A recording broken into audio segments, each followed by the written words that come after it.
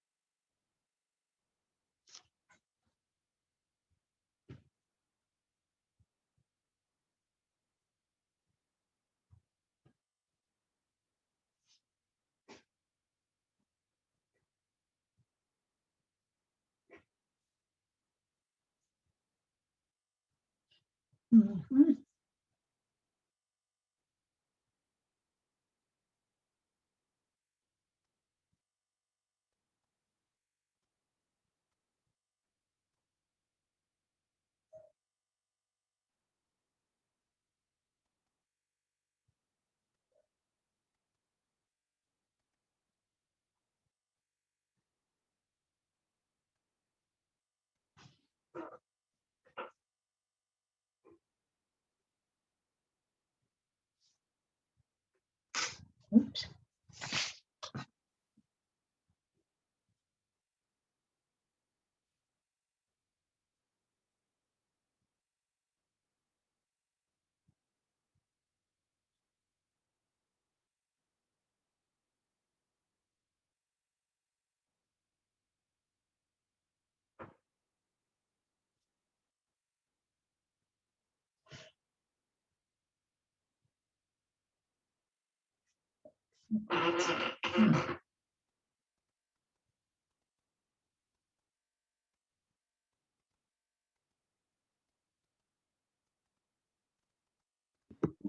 Does anyone who's not cooking along have any questions while we're waiting?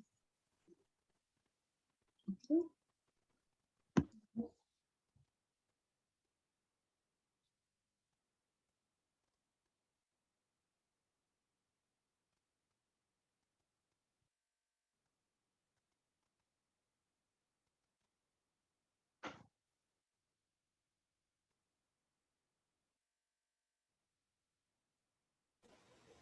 I've got a question, Aditi. In the video, the speaker suggested no sodium mushroom broth instead of the fish sauce. Yeah.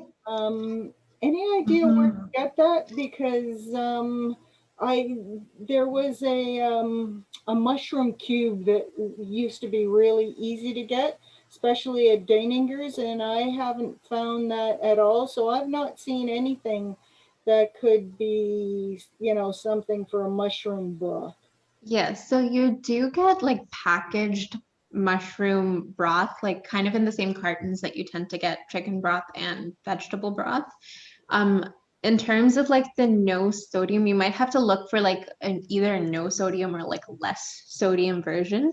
The other option is most grocery stores, I believe, do sell like just dried mushrooms. You can always like rehydrate those in water, and that'll give you the broth. The main thing is with fish sauce, one, not everyone eats fish, so you might not be able to use it. Second, it's a bit higher in sodium. So the idea of the mushroom broth is to give it like the same sort of flavor in terms of like the umami, but without like the added sodium. Okay, great. Thank you. Okay.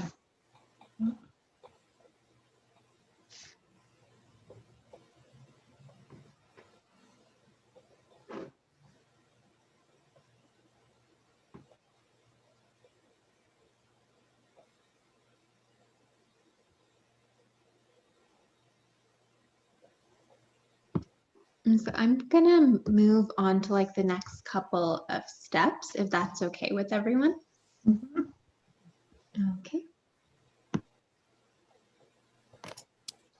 To stir frying. Add in oil and minced garlic in a pan, as well as your choice of protein, and cook until it's mostly ready. Then add your chopped vegetables. When cooked, set them aside and scramble your eggs before adding everything else back into the pan, including the noodles and the sauce. Lastly, you want to add your bean sprouts, then cook and mix well, and your pad thai is ready to be served. Top everything off with some lime juice, green onions, cilantro, or crushed peanuts if you'd like.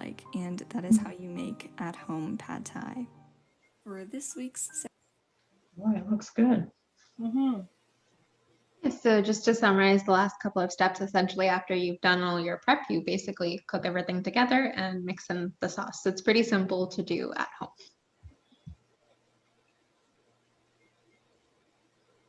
Right, okay.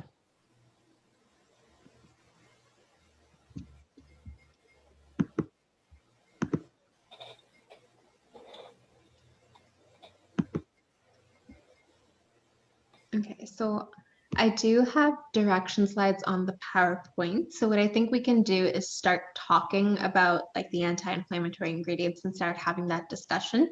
And if anyone's following along and you need the directions, I will flip back to these slides for you. So these are just the directions, and you'll be able to see them on the slide deck that we send out as well. This is just a nutrition facts thing that Daisy, who put together the video, put together. So based on what she was using as her ingredients, she used chicken as her choice of protein, and she opted for the fish sauce instead of the mushroom broth. And this is essentially what it comes out to. So per serving, it's around 320 calories. And depending on the adjustments you make, that amount can change. That's good. So essentially how we optimize this recipe compared to what you might be able to get from like a Thai restaurant as takeout is first adding more vegetables. So adding things like carrots, bean sprouts, cabbage, onion, these are all anti-inflammatory, they add fiber. So adding more vegetables to your dish is one way to optimize it. And the next is to reduce the sodium. So as she mentioned, the traditional thing to use is fish sauce. If you want to replace that with broth, you can. That might reduce the amount of sodium, especially if you have a hand in making your own broth, you'll know how much sodium is going in there. And then your choice of noodles. So the traditional is the flat rice noodles, which you can absolutely use. If you're looking to add more fiber, you can't eat rice, you're looking for an alternative. We've discussed this in some previous sessions, but some alternative noodle choices for you would be just like a whole grain or whole wheat pasta, whole grain or whole wheat noodle. You could also use like buckwheat noodles, lentil noodles, also those konjac root noodles. You're more than welcome to use those in the recipe. The shape might be different, but it'll still play the same role in terms of having that as the main carb of the dish. Okay. So on to discussing anti-inflammatory foods. So basically the dangers of inflammation, a lot of foods that are considered to be inflammatory, they can increase your risk or have been associated with an increased risk of conditions like type 2 diabetes and heart disease, which is why we think it's important to discuss it today. I'll pass it off to Cindy to talk about omega-3s and omega-6s. Sure. Hey guys, I'm Cindy, and I'll just talk a bit about like the different types of foods that cause inflammation and just some anti-inflammatory foods. So here it's just you basically need a healthy balance of both omega-6 and omega-3 as well. And basically omega-6, it includes corn oil, sunflower oil, peanut oil, mayo, and consuming more like omega-3s, which can include like salmon, walnuts, and flax seeds. This can help you achieve that balance. And typically, if you don't have enough omega-3s and if you have too much omega-6, then you might create this pro-inflammatory response. And that's when like inflammation may occur. So again, just try to have more foods rich in omega-3s and less foods in omega-6. And then in the next slide, I'm just going to go into just some foods that cause inflammation. So here it's pretty straightforward. Like some foods, this can just include refined carbs, such as like white bread, pastries, French fries, and other fried foods, soda, or other just beverages that are sweetened, red meat or processed meat, and this can include like sausage, hot dogs, and yeah, so these foods typically increase that inflammatory response that can oftentimes lead to like diabetes or other heart conditions. Yeah. Can I ask just a question? Yeah, for sure. I'm on lactose-free dairy products now. Are they anti-inflammatory at all, or are they just the same as real dairy products? So I think it was, I'm not exactly sure what it is in the dairy, because if it's lactose free, then there's no lactase, and I'll have to get back to you on that. Like Oh, maybe in could the- you? Yeah, because I have to be on that because lactose bothers me. So Right, yeah, right. I just Aditi, wondered if it was better for me in do you terms know? of anti-inflammatory as well. Yeah. I'm not sure about like the lactose-free milk. I know that some plant milks, just because, so things like nuts sometimes tend to be anti-inflammatory. So it's like you're drinking almond milk, It might is have some almond- of those benefits. It is almond milk, yes. Okay. Yeah. Okay, yeah, because you do get a variety of milk that's just called lactose-free. So I'm not quite sure about that, but if you're drinking plant-based milks, potentially. Yeah, okay, that's good because I have the almond milk and I like it. So that's Yeah, you enjoy good. all these other milks, don't you? What did he say? Sorry. I didn't hear that. Oh, well. Anti-inflammation, tomatoes, fruits. Yeah, and then sorry, I'm not sure if someone was talking. But yeah, so here I'll just go over like some foods that have just more anti-inflammatory properties. And they just include like foods like tomatoes, like green leafy vegetables. This can include like spinach, kale, and some nuts like almonds, walnuts, like fatty fish like salmon, tuna, sardines. And then fruits are also really good as they have those properties as well, like strawberries, blueberries, cherries, and oranges. And these are good because they're high in just like antioxidants and also polyphenols. And these help also prevent the increased inflammation. And yeah, so again, all of this helps lower the risk of just any cardiovascular disease and diabetes. And yeah, that's just a summary of the slide. So when we talk about going anti-inflammatory, one of the simplest things to do is just to go more plant-based. And like vegetarian and vegan diets sometimes get a bit of a bad rap because they tend to lack flavor, but there are plenty of ways you can add flavor without adding like excessive amounts of salt or high caloric sauces, things like that. So some of the things to consider that are on the anti-inflammatory side when you're looking to add more flavor to your food is lots of different herbs and spices, and then you can add onion, ginger, and garlic as well to add like a really flavorful base to anything you're making.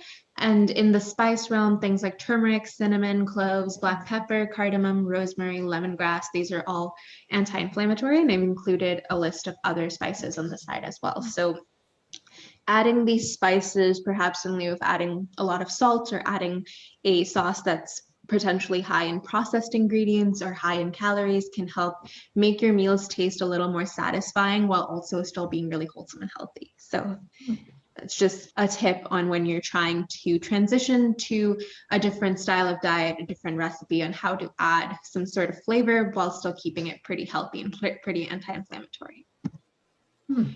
So in terms of the benefits of anti-inflammatory food, they can help improve conditions like IBS or arthritis. It's important to note if you already have these conditions, while eating anti-inflammatory foods can help alleviate your symptoms, can be beneficial to you. They don't actually replace your medicine. So it's something you can do in conjunction with medications that you take in order to help alleviate your symptoms and reduce overall inflammation. Anti-inflammatory foods are really great from a preventative stance. So there are a lot of different studies and reviews that show that eating foods like fruits and vegetables, which are high in phenols and terpenoids, which are chemical compounds that show high in anti-inflammatory activity. Diets that are rich in this are associated with decreased risk of obesity or excessive weight, diabetes, depression, cancer, inflammatory diseases. So it's really great from a preventative stance. And if you're in a position where you already have an inflammatory disease, it can be great in helping to alleviate some symptoms. So anti-inflammatory foods are, Monica, are you still not able to hear, or is it better now?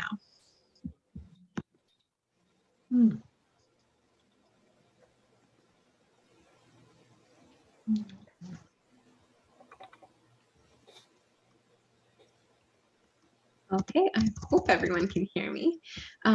In terms of anti-inflammatory foods, they're often great sources of fiber, a lot of antioxidants, and you can find them in whole grains. You can find them in healthy fats. They help reduce your blood sugar as well as control cholesterol and triglycerides. They reduce inflammatory markers in the blood as well. So there are a lot of different immune inflammatory markers that you can look at, as well as different like inflammatory. I'm not hearing you, Aditi. Okay, okay, so you're not able to hear. Is everyone else able to hear me? Yes. Yep. Okay. Yeah. I'm hearing you fine. Okay. So just give me one moment. I'm just gonna send Monica a message and something she can change, and then we can proceed after that. That's better now. Okay, you can hear now? Okay. Yeah. Okay, so as I was saying, inflammatory markers, there are a lot of different things that we can look for in the blood or that we see as a result of inflammation. Inflammation is an immune response. You can look at a lot of different immune markers. So diets that are higher in anti-inflammatory food sources have showed a reduction in those particular inflammatory markers. It also helps with better mood and sleep. So eating anti-inflammatory foods can have an impact on your quality of life as well. And as I mentioned, from a preventative perspective, it can definitely decrease your risk of developing certain diseases that have a whole slew of comorbidities associated with them. So just a brief segue onto inflammation and the gut. So we have a microbiome that exists in our gut. That's important for a variety of reasons. One, you want healthier bacteria to be there so that they prevent potentially pathogenic bacteria from accumulating in your gut. The other thing is that they do tend to digest certain compounds that our digestive system is just not able to, so they're able to break them down. And having a healthy microbiome can be quite essential to your health. So what we know from research is that diets that are higher in salt and saturated fat tend to promote the expression of pro-inflammatory bacteria in your gut, as well as pro-inflammatory T cells, which are a type of immune cell, and they are an extremely important line of defense in your mucosal or intestinal immunity. So what they found, though, is when you eat a diet that's rich in fiber, antioxidants, and anti-inflammatory properties, this is associated with the anti-inflammatory expression of those cells and also feeding some of that healthy bacteria in your gut microbiome. So when you think of it in terms of a cycle, if you're eating an inflammatory diet, inflammation in the gut wall, that can sometimes impact your ability to absorb certain nutrients. It triggers an immune response. You start to get intolerances to food, and then there's even more inflammation. So this just kind of highlights the cycle of if you're exposed to an inflammatory diet for a prolonged period of time and you continue to eat that way, it can alter all of these different mechanisms in your body. And that can sometimes be associated with the pathogenesis of different diseases and inflammatory conditions. So one of the protein options that we gave when we were talking about the pad thai recipe was tofu, and that's a common plant-based protein that comes up. So we thought we would talk a little bit about that today. Okay. So a 2012 study did find that the consumption of soy foods was associated with lower inflammatory markers like IL-6. This is an immune marker. So some of the ways that you can get soy into your diet include tempeh or tofu. So tofu is a slightly more processed version of tempeh. There's also miso. So this is something Dr. Curnew wanted us to talk about because he's really been loving miso soup. So miso is a fermented paste made from soybeans. It's really good for your microbiome. It's a bit higher in terms of the sodium content, but depending on the amount you use, it can be a really great source of flavor to add to your meals. So tofu in particular contains a lot of anti-inflammatory and antioxidant as well as phytochemical properties. And it's also a good source of protein and fiber. So if you're looking to replace some of the meat sources of protein in your diet, tofu can sometimes have a comparable texture. If you're looking for a more meaty texture, I would suggest using tempeh, but it can have a comparable texture. It takes up flavor quite well if you add in flavor. And it's a good thing to try and switch to if you're looking to kind of make more of your meals a meatless meal. Okay. And there's different types of tofu that you can use as well, silken versus firm. So silken is a really soft, creamy tofu. A great way to incorporate this into your diet, so you're getting a little bit of extra protein and extra nutrients, is by putting it in things that you would normally try to make creamy. So for example, for smoothies or smoothie bowls, if you want to throw in some silken tofu instead of throwing in some yogurt or extra milk, it'll give a really, really creamy texture. You can also throw it into soups as well to give that creamy texture without adding extra cream and things like that. And then for a firm tofu, that is something that can be baked or stir-fried. It can be eaten as a snack, or you can incorporate it into your meal. So just some things to think about. I think we have a question from Kathleen. So what do we know about the nutritional value of plant-based meat? So I assume you're referring to like Beyond Meat or formulations like that. Am I correct in assuming that? Okay. So in terms of the nutritional value, I don't know a ton. I can definitely look that up for you. My understanding is depending on like the brand you're buying, it can be quite processed. And sometimes when they're trying to make like a meat substitute that's vegetarian, they're trying to emulate that extreme meatiness. So sometimes it's better to just eat the plant-based protein in its more natural form than it is to eat an extremely processed version of it. Again, I believe that varies based on the brand and what they actually use to make like those Beyond Meat patties and things like that. So I would just read like the nutritional label, kind of try to look at the ingredients that are included in it and see if you can kind of figure out how processed it is. There's a difference between going for like a Beyond Meat patty versus something that's marketed as a veggie burger, because the veggie burger will typically contain like ground up vegetables, and that's probably a healthier alternative than opting for something like Beyond Meat. But I don't eat that super often. So if anyone has any suggestions or has any knowledge on the nutritional value of things like Beyond Meat, please feel free to chime in.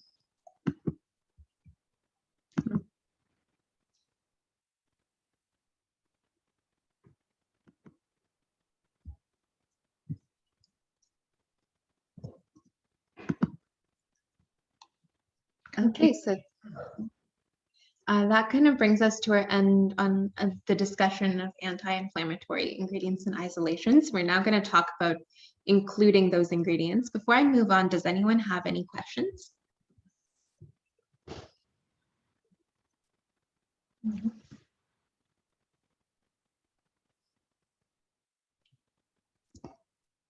Okay, if not, we can move on.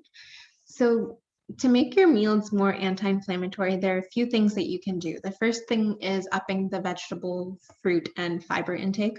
So I think most of you have heard us mention this before, but cook with a lot of color. So try to incorporate different colors of vegetables and fruits into your diet. And that's going to give you a range of nutrients, antioxidants, as well as fiber. So many fruits and vegetables are already naturally rich in antioxidants and also rich in fiber, and fiber has been shown by research to be associated with reduced inflammation. You don't want to eat too much fiber because that's also not good for you, but finding a good balance between eating a lot of fruits and vegetables in your diet is definitely a great way to make things anti-inflammatory. So thinking about your meals, if your meal tends to be like low on the fruits and vegetables, maybe making that half your plate or eating an extra serving of vegetables with every meal. Those are steps that you can take towards making your meals and your overall meal plan a little more anti-inflammatory. The second thing is to replace processed or more inflammatory proteins with sources that are high in omega-3s and or are plant-based. So in terms of omega-3s, the plant-based sources are great, but they're not always the best source of omega-3s when we talk about DHA and EPA. So depending on your views or your knowledge about contamination of like fatty fish, that might be something you want to try. If you're concerned about the contamination, there are always plant-based options you can try. So an example would be if you're used to eating a meal with pork, maybe instead of doing that all the time, you can try rotating in tofu or lentils or beans as your protein source for that dish so that you have a couple of meatless varieties of that central dish that you're used to eating. And finally, try to reduce your refined carbohydrates and sugars, as well as your saturated fat intake. So replacing butter with olive oil, using a sprouted bread and whole grain varieties of foods instead of using white bread or pastas is a way to kind of reduce the inflammation that's associated with the meal that you're eating. And just a couple of tips for cooking. So you want to avoid frying preparations or preparations that involve a lot of saturated fat and sugar when you're cooking with anti-inflammatory ingredients. And the more you cook these products, the more likely you're to form these things called advanced glycated products, which are something that can be associated with inflammation. So the production of these advanced glycolated products, or AGEs, is mostly accelerated by techniques like grilling, broiling, searing, roasting, essentially techniques that use really high temperatures. So be mindful of that when you're preparing those anti-inflammatory ingredients. So in general, the less you cook it, the better. Some things you do have to cook to make them more digestible. Sometimes you're not able to just eat everything raw, but try to stick to lower temperatures when you're cooking, less cooking time, and that'll ensure that you're getting the best bang for your buck in terms of nutrients, and making sure that you stick to techniques that use less saturated fats. So don't use butter, maybe use something like olive oil instead, and avoid using refined sugars or refined carbs when you're cooking these sorts of foods. So a couple of other recipes to check out. So this is one I actually Sorry, made. Aditi, before you move on, quick question. So if I understood your previous slide, stir frying with vegetable broth instead of oil or butter or whatever, still, because it's at a higher temperature, still produces the age? So it's kind of on a spectrum. So the things that are most going to induce that production would be searing, roasting, grilling, or broiling. Something like stir frying or sauteing for a couple of minutes isn't exactly going to produce like a high amount of those. Okay. So if you're looking at anti-inflammatory, think about the cooking time and you want to cook less. The other step is thinking about what you're using in the cooking technique. So that's where like the difference between oil, butter, and broth would come in. And the difference between oil and broth usually, because if you're using something like olive oil, it is anti-inflammatory, it's full of polyphenols. Oil is just going to be more calorie dense. So if you're going to be using like 2 to 3 tablespoons of that, and you're not looking to reduce that amount, then maybe swapping it out for like some homemade veggie stock or no sodium added veggie stock is something you can do. If you're going to be reducing that 2 to 3 tablespoons to like say 1 teaspoon, then using olive oil is perfectly fine. Okay, thanks. Does anyone else have any other questions?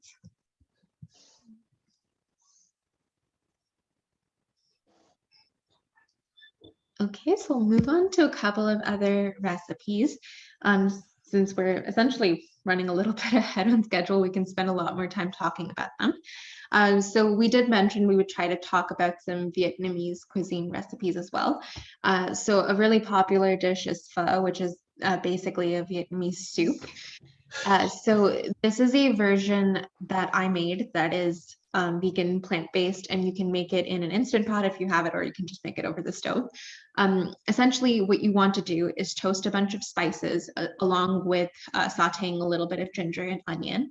And you kind of use this as the base of your broth along with some veggie stock that can be homemade or store-bought, depending on what you would prefer to do and what's more time efficient for you, as well as some water.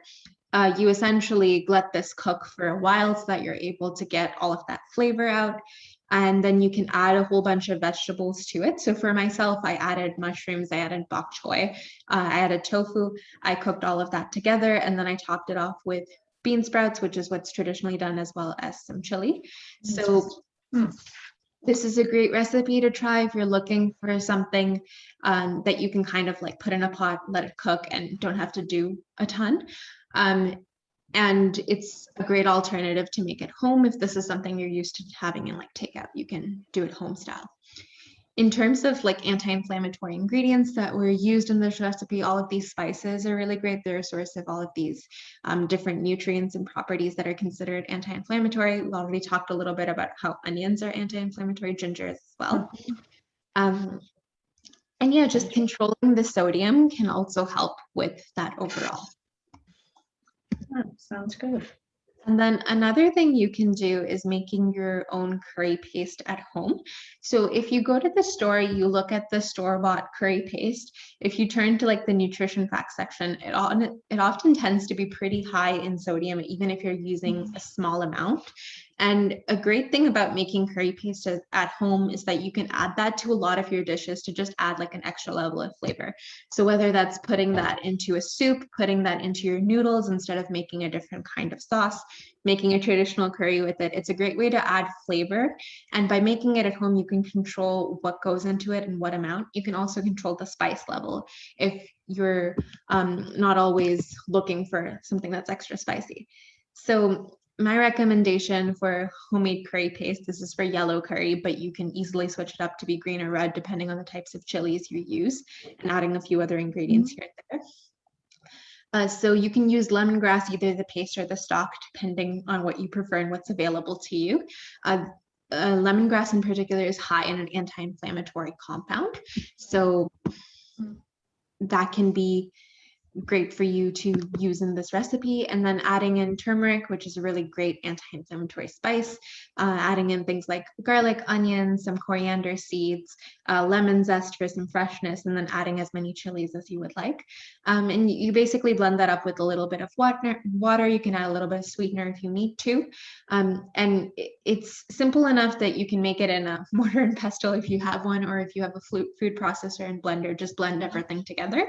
And then add it to whatever dish you would like to have. So if you're making a traditional curry will have like coconut milk, or you can opt for a different kind of plant milk if you would like. Or if you're looking to add it to other dishes for flavor, you can add it to your noodles as a substitute for even say like the soy sauce and mushroom broth sauce that was made for the pad thai. You can substitute it with a curry paste, just another great way to add flavor and also control what you're intaking in terms of those things that you're adding that are supposed to give the flavor for the dish. And Aditi, where would you get the kaffir lime leaves? So that is like an Asian ingredient. So it is optional, but if you're looking for those leaves, you would typically have to go to like an Asian grocery store to find it. Even with the lemongrass, you should be able to find in most grocery stores. If you're looking for the paste, that's a little bit harder to find, but usually you can find the lemongrass in like the produce section, and the paste is usually in the international food section. Okay.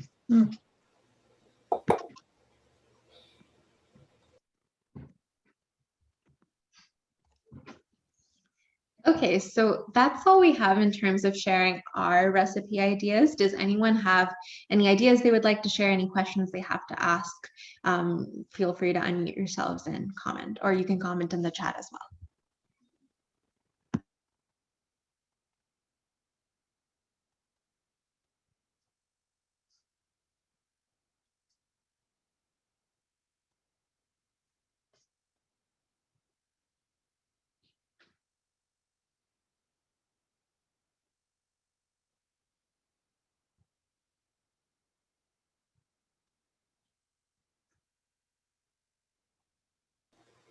Aditi, how long would the homemade curry paste last? Like if you were to use it for yourself, how long do you have before you know, have to throw it out?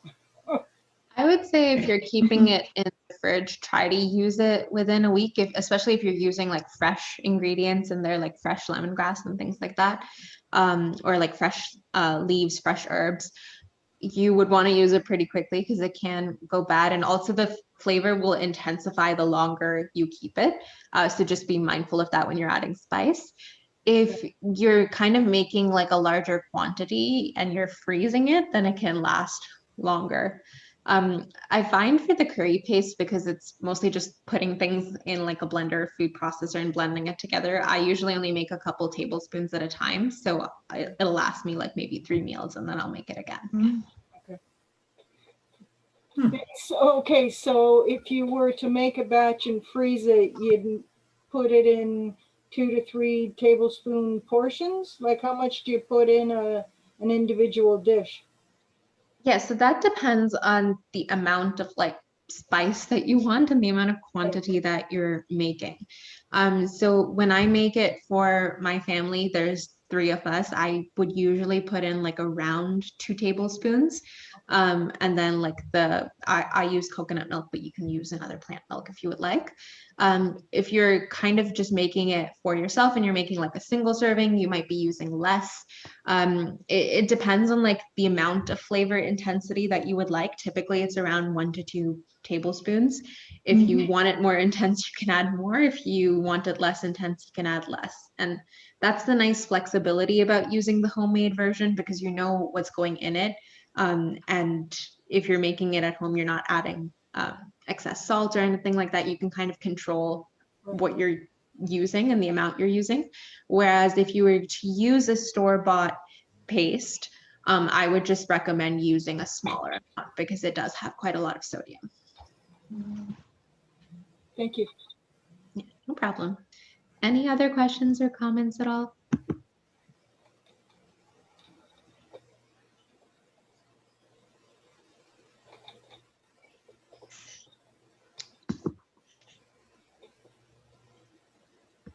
Okay, if not, I can move to the next slide. So miso soup is something that Dr. Curnew has been really into. He really wanted me to share a recipe for it, so this is an idea from him. So miso we talked about a little bit earlier. It's a paste made from fermented soybean. So essentially how you make miso soup, and this is a traditional Japanese recipe, just minus the bonito flakes, which are dried fish flakes. You basically simmer some veggie stock that can be homemade or store-bought depending on your convenience and time. And then you whisk together some hot water with miso paste to make it smooth. And you can add a lot of green onions, tofu. That kind of umami flavor comes from the nori, which is dried seaweed. And you basically kind of mix that together, kind of like the pho recipe. You're just kind of putting a bunch of stuff together and letting it cook and simmer for a while to extract all that flavor. So, you know, we're kind of in a hot spell, but when the cool days come, this is definitely a great recipe to try out.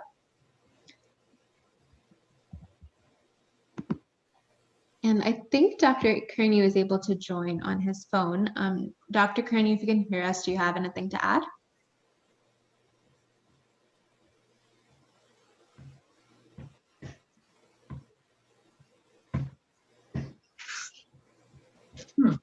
Sounds good.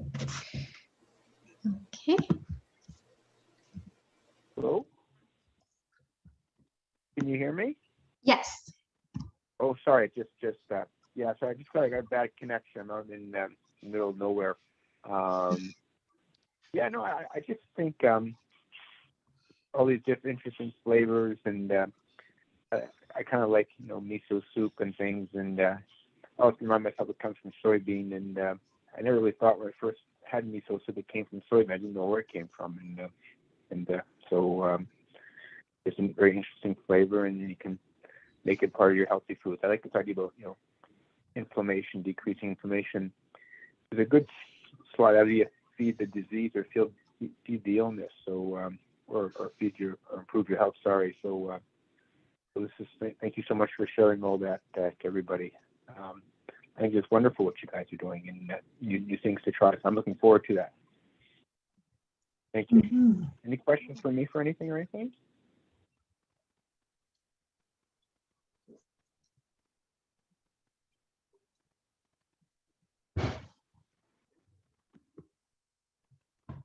I'll probably lose and come back and forth sometimes. I was just going to go driving through some mountains over here, so I apologize. So I'll keep joining in. Okay, sounds good.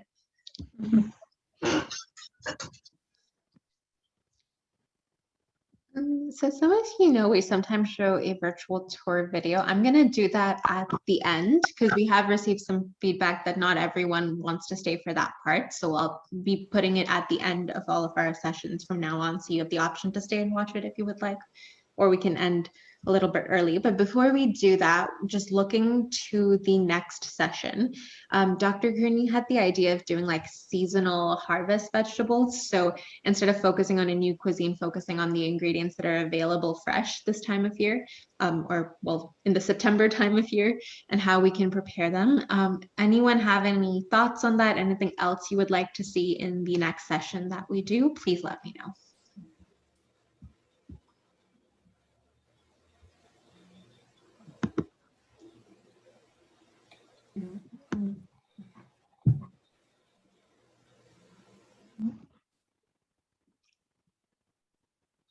Okay, so if everyone is good with that theme, is there anything in particular you would like to see, like any style of dish you would like us to cook, or anything like that? If you can't think of anything now, you can totally just send us an email to drcurnew232@gmail.com later, and we're happy to incorporate those ideas into the next session. Mm-hmm.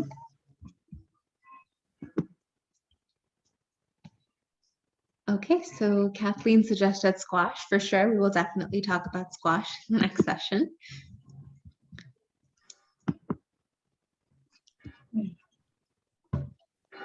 So in terms of the date for the next one, we usually do like the first or second week of September. The first week is obviously coming off on that long weekend. So we'll probably do the second week, which is the 12th of September. If there's any changes to that, you'll be notified by email, but that will be the tentative date for the next session.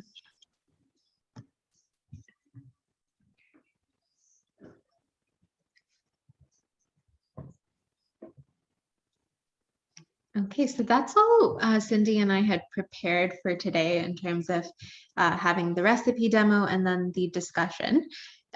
So before I play the virtual tour video, does anyone have any questions, anything they would like to discuss, anything they would like to know more about? We can discuss all of that now.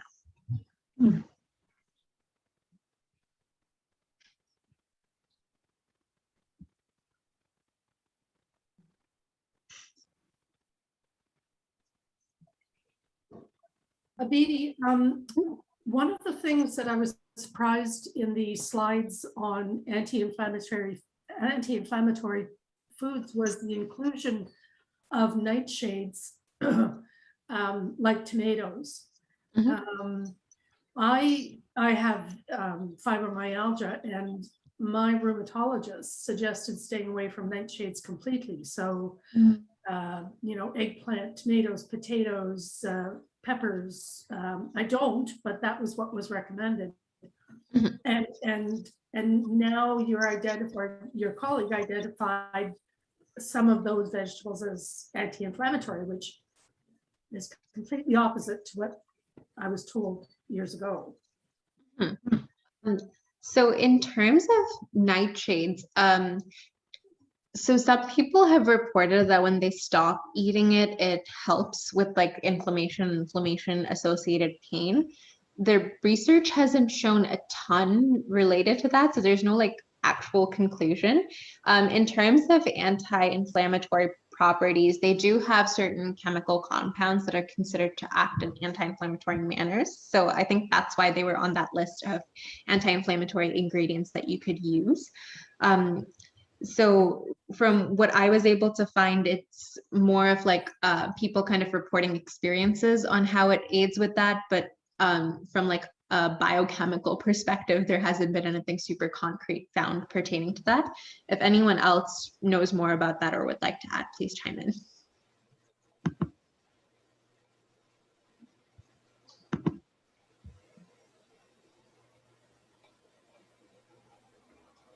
Okay, any other questions at all?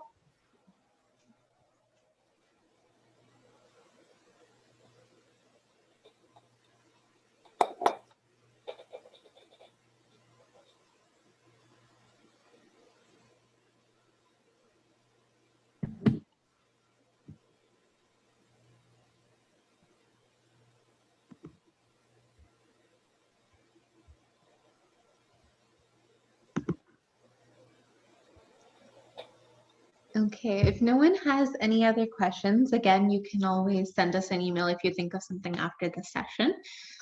That's all in terms of prepared content for the discussion in anti-inflammatory food.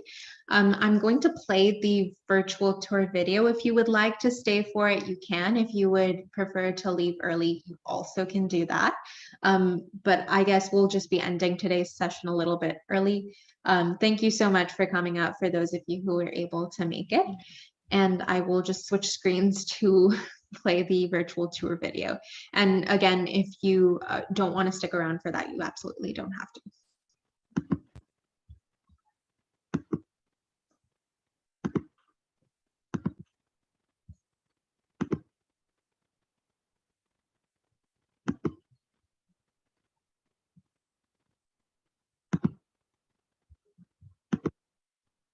Hello, friends.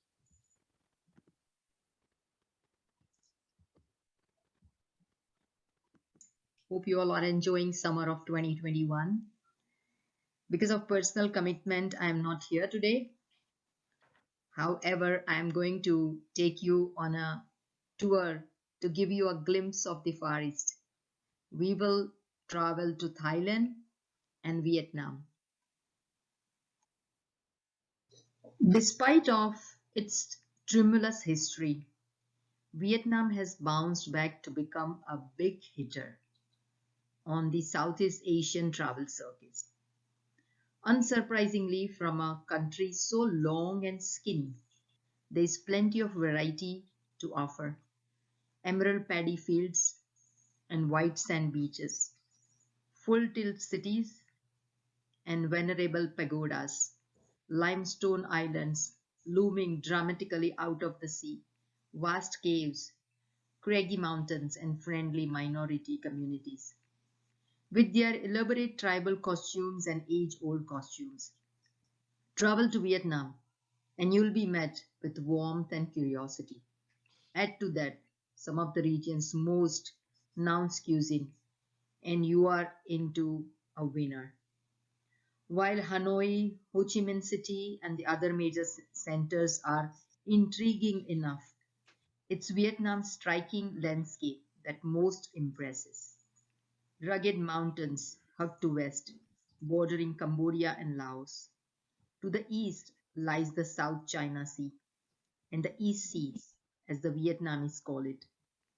To the north and south, the land fantails out into the splendid deltas of the Red River and the Mekong. And it's in these regions that you'll encounter the paddy fields, dragonflies, buffaloes, and conical hated farmers that constitute the classic images of Vietnam. As we are visiting two countries, Vietnam and Thailand, I decided to take a glimpse of some beautiful places which I think it's really beautiful. Some of them are in my bucket list. So I did some homework and found out some beautiful places in Vietnam and Thailand. We are not visiting like the major cities and all, but some nice, beautiful places which you will enjoy. Vietnam is a land of staggering natural beauty and cultural complexities, of dynamic megacities and hill tribe villages. Vietnam is both exotic and compelling. Halong Bay is my the bucket list, I would say, in the Far East. Sometimes definitely I would go there. It is actually one of the destination of its own, and many cruise liners also, have a destination of Halong Bay because that's one of the very prominent location in Vietnam, and it is known for the emerald waters and thousands of towering limestone islands topped by rainforest, and junk boat tours and sea kayak expeditions take visitors past the island, named for their shapes, including Stone Dog and Teapot Islets. The region is popular for scuba diving, rock climbing, and hiking. You will see different boats, modern, old age, and it is a place to be. Beautiful place. Halong Bay is the most important place to visit in Vietnam. While you are at Halong Bay, cave dining tours are very attractive to many travelers, and it requires you to stay overnight for 2 or 3 days on a junk party boat, and it holds about 20 staterooms, and the group will tour and explore the bay in the daytime and then have an elegant formal dinner in one of the caves at dusk. And a few companies offer cave dining trips, and the best one is Dragon Pearl number 2, that is considered as one of the best. And Dragon Pearl 2 host an all-inclusive luxury boat trip and lavish cave dinner you really want to repeat. Cave dining tours, they book quickly. People just book as soon as they plan their visit to Vietnam. The first thing they do is they book the cave dining tour. Kulao Giang Island is renowned by its famous sightseeing, namely Kulao Giang Church and Tan Ho Tu. Kulao Giang Monastery used to be an important convent with the capacity of accommodating more than 1,000 people. Today, the island is mainly a retreat for retired nuns. The large building is completely cut off from villages and located in the middle of the fields and green jungle. You will be very surprised to see such an impressive architectural style in the middle of the nowhere. Few people know that there is also special handicraft village in the island, specializing in boat making. Visiting the village, tourists will have a chance to try making dingy and sampan, then buy cute mini boats as souvenir for friends and the loved ones. Coming to Sadek Flower Garden, you will be amazed by the vast beds of different colors featuring hundreds of flowers, plant, herbs, and bonsai.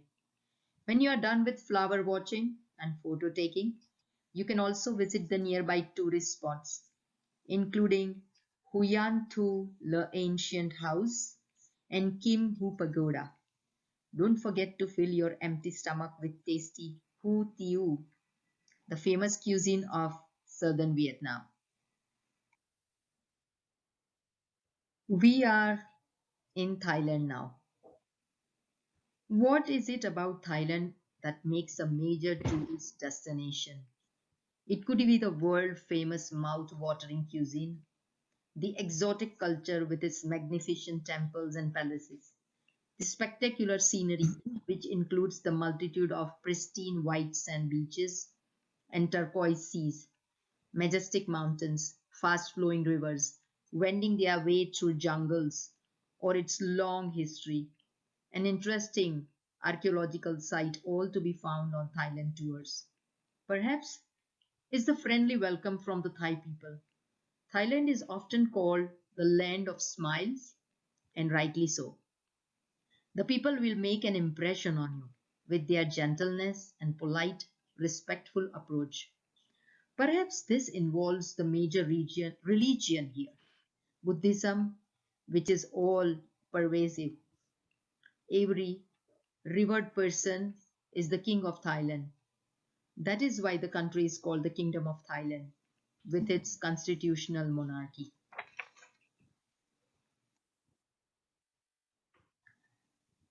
As Pattaya Beach will show, there is a lot more to this 4-kilometer crescent of coastline than just sand and sea.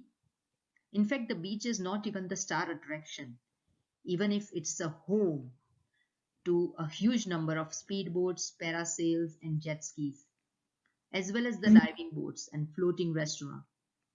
Pattaya Beach Road, which is just a line of palm trees away from the shore, is the place to be. Pattaya Beach Guide has the best attraction, the best shopping, the best eating, and the best partying in the main part of the sprawling conurbation now known as the Greater Pattaya. Between Pattaya North Road and Pattaya South Road, there is a wealth of experiences to enjoy, ensuring that you will never be bored. Locally known as Koh Hei, this beautiful gateway is famous for its impressive coral reef and has two main beaches, namely Long Beach and Banana Beach. At both beaches, there are lots of water sports activities such as banana boats, canoes, and snorkeling. Coral Islands are located near Pattaya and Koh Samui, Thailand.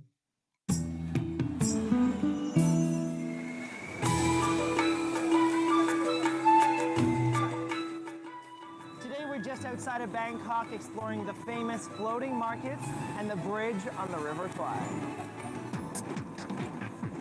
We're just zipping down the river in this incredible longboat, and on the sides you see houses and shops. This is just where people live. This is really cool. We're here at the floating market, and it is so exciting. There's boats floating down selling everything. You've got food and clothes and fruits and vegetables, and they just pull up to the side. People buy a couple things, and then they float on. But I'm going to go down and find something to eat. I'm a little pinch. Kapun krap, a little snack on the side of the floating markets.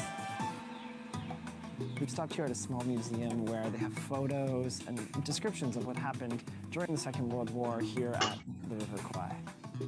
The bridge over River Kwai was a major project in World War II to help facilitate the Japanese occupation of Burma.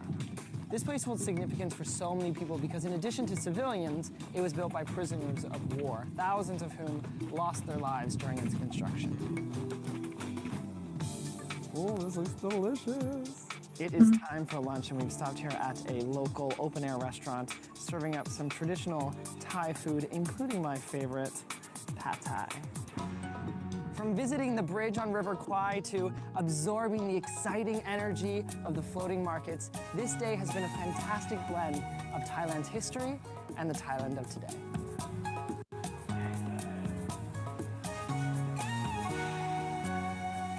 Different. Koh Samui is Thailand's second largest island. Lies in the Gulf of Thailand, off the east coast of the Kra Isthmus. It's known for its palm-fringed beaches, coconut groves, and dense mountainous rainforest, plus luxury resort and posh spas. The landmark 12-meter-tall Golden Buddha statue at Wat Phara Yai Temple is located on a tiny island connected to Koh Samui by the causeway. I hope you enjoyed the glimpse of